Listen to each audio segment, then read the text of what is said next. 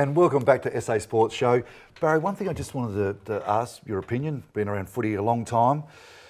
It's on everyone's lips at the moment, the rucking issue at Port Adelaide.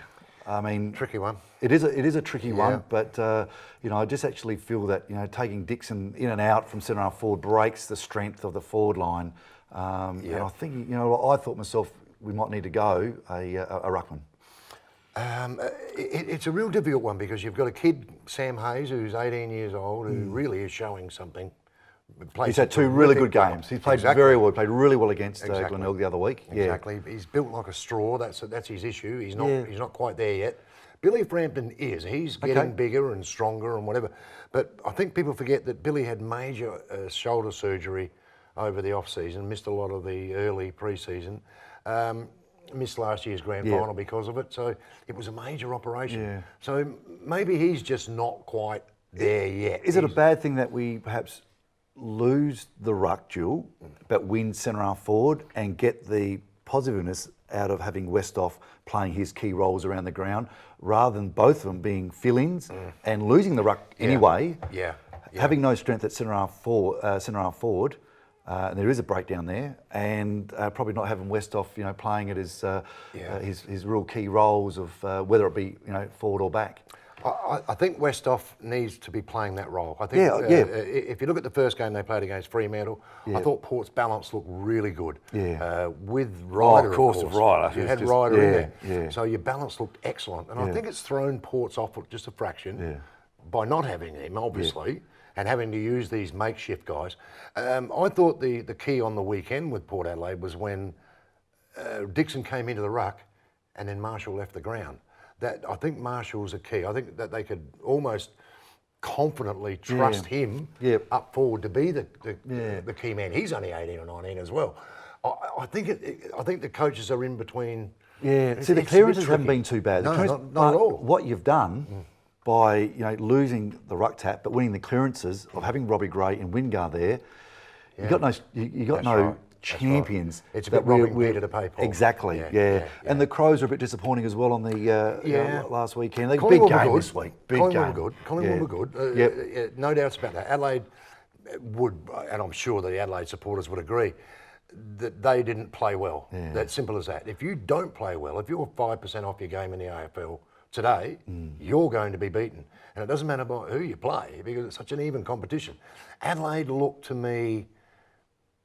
Couple of injuries as well, which is not good. I just thought I'd throw that in doesn't help for pro supporters. Well, especially when they're very good Eddie players. Betts, The Crouch brothers are good players. If any team loses there's 3 or 4 of their 70 best possessions players, there, those well, Crouch. of course 70 they are. possessions. That's they generally get about 30, 35 each. Exactly.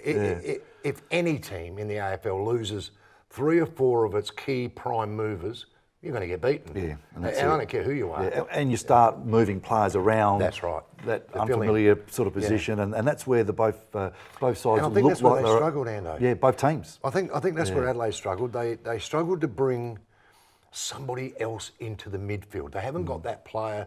I think Porter got 5, 6, 7, 8 guys who can run through that area. And I think Adelaide haven't got that depth to bring in class players into the middle of the ground. Port can throw Gray and Wingard and Co in there and whatever, but I looked at Adelaide really closely on the weekend, and when they struggled in the middle, Pike didn't make too many changes, but then really he was hamstrung. I don't think he could make them. I don't think he could make the changes. So. Barry, tell me over I know we briefly touched on it with James Fantasia, but the last few years, especially the first two rounds, the SANFL was outstanding. Brilliant. Fantastic. The talent is second to none at the moment. Really, really good to watch. Fantastic games to watch. Port Glenelg. Was a great game of football to watch. I was on the mound, had a little steak sandwich, had a little beer next to me. Craig Bradley was over from Carlton. He said the same thing. He goes, this standard's fantastic. So, I think people get back and if you can't get the AFL game or watch the AFL, but get back to the SANFL. Well, let's hope they weren't at Alberton on the weekend. Well, I hope they didn't go to Alberton on the weekend to see Port and the Eagles, because that was quite easily the worst game you've seen. But then again, one of the players was telling me he had a shot from 30 metres out, didn't make the distance, didn't even make the point post from 30 metres. But he told me after the game that at the drop of the ball, when he dropped the ball, the wind he said he nearly had an airy. Well, it explains it when you see the Eagles at one stage were 0-14 or 0-15. Yeah, that's right. Yeah. So it was impossible to kick the ball. But all in all, the standard is fantastic. The Eagles had a very strong side. Yeah. Magpies had a strong side in. It's great. I would have loved to have seen that played on a perfect day. Yeah. Just going back to the Commonwealth Games, Jess Turngrove, fantastic. Brilliant South Australian. Yes. Third, outstanding. And, Yes. and I mean, how quickly we jumped back into football, but that was just wonderful. Well, I had Jess in Port Adelaide a couple of weeks ago and having a chat to her about these very games and what her expectations were of those games. And she was extremely confident. She felt the best she's felt for a long time. And she said that she wanted to be on the podium. And I said to her, well, immediately you've said that, you've got 60,000 more supporters. Yeah. Because, she's a Well, I did. Well, everybody watched her. Look, she's a great story, Jess. A fantastic story as an athlete, and the way that her and her brother Jack trained together, and it's just a great family, a terrific family. And just a couple of 100 medals as well, the Australians. Well, that's just another a couple thing, of 100, People don't play down the Commonwealth Games to me. I get really annoyed when people say, no, it's a Mickey Mouse event and it's not the...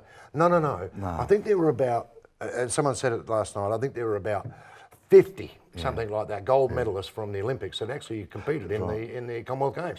So they're there. Our level has, stepped up. Has stepped up every year. It had to, though, mind you. Yeah, it was we've had a couple of disappointing. We've had a couple of down periods and whatever, but there's some good stories. Always some good stories come out of the Commonwealth Games. The young fella, South Australian, who won the. What did he win now? The pole vault. Pole vault. Yeah, what a great story that is. Fantastic story. Very rarely do we he's see an people. upcoming champion. Exactly.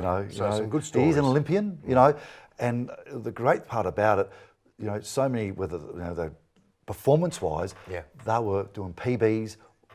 Australian records, Australasian records. People forget it. They were taking the next step. Yes. Of course, I mean, wonderful, competing again, in your home crowd of Brisbane. They've done that beautifully. But it was a special couple of weeks for for Australia, and I loved it. Couple of weeks, and so did I. I mean, as I say, I don't like people putting it down because I think the Com Games are such an important leap, that step towards the ultimate goal in the Olympics.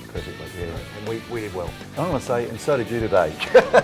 You're a champion. Thanks for joining us, and we'll look forward to seeing you next week.